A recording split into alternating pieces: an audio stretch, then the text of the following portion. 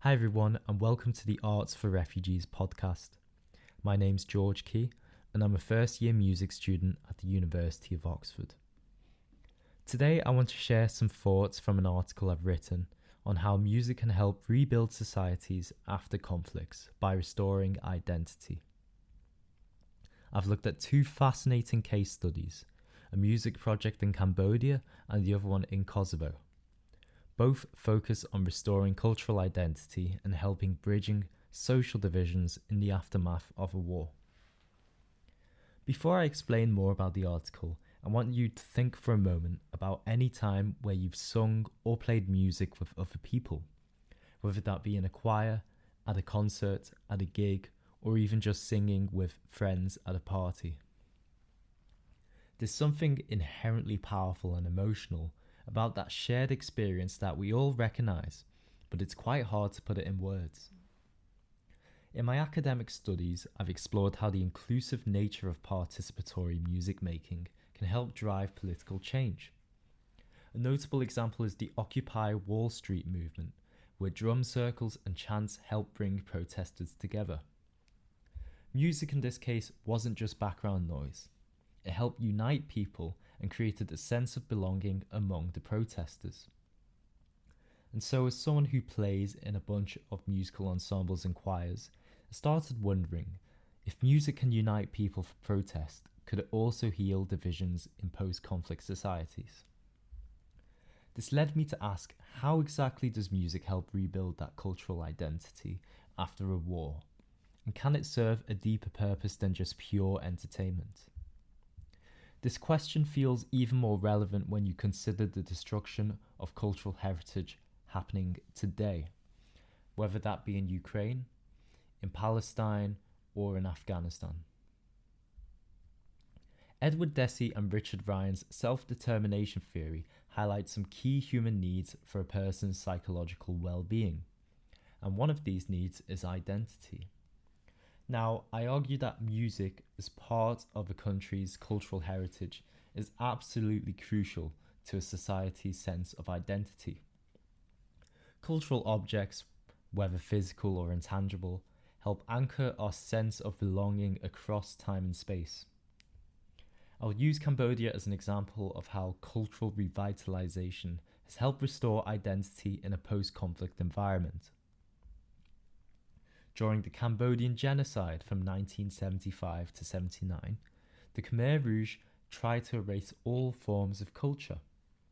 This was especially devastating to the country's cultural identity, and over 90% of Cambodia's artists were killed. In response, an NGO called Cambodian Living Arts was founded in 1998, enacted to help restore Cambodia's performing arts traditions.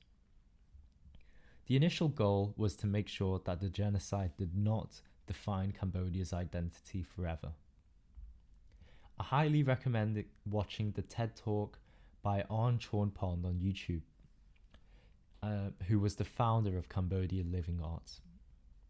His story is truly inspiring. When he was a child, he was put into a forced labour camp, and he narrowly escaped death by playing propaganda songs on his flute for the camp guards, in order to mask the screams of tortured and killed victims. He later returned to Cambodia after fleeing to Thailand and the US to reconnect with surviving artists, upon discovering how old records and sheet music of traditional genres had been completely eradicated. As he says, how can we find healing if we don't even know who we are? Another example I discuss in my article is Kosovo, particularly the Mitrovica Rock School. Mitrovica is one of the most divided cities in the world. After the Kosovo War in 1998 to 99, ethnic tensions between Albanians and Serbs were exacerbated. In the current situation, they live in separate communities, separate education systems, and separate governance. And there is little cross-cultural interaction in their daily lives due to the social stigma. The Mitrovica Rock School tries to do something unique.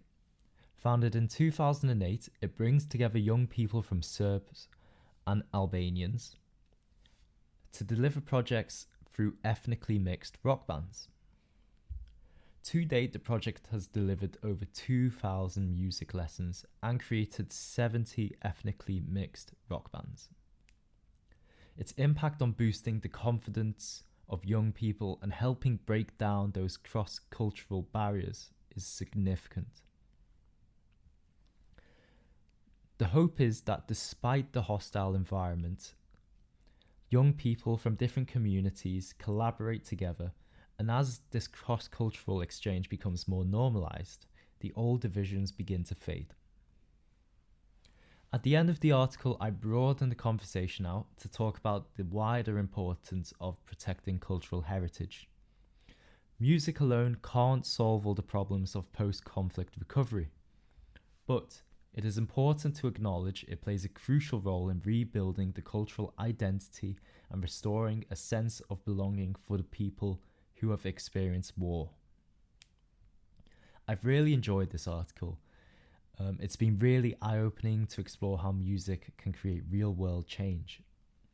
I've always been passionate about music, and this experience has deepened my interest in using it to create a difference. In the future, I hope to combine my love of music with journalism as a possible career ambition, and this internship has really helped me explore what that could look like. Thank you so much for listening today, and I hope the article leaves you with something to reflect on.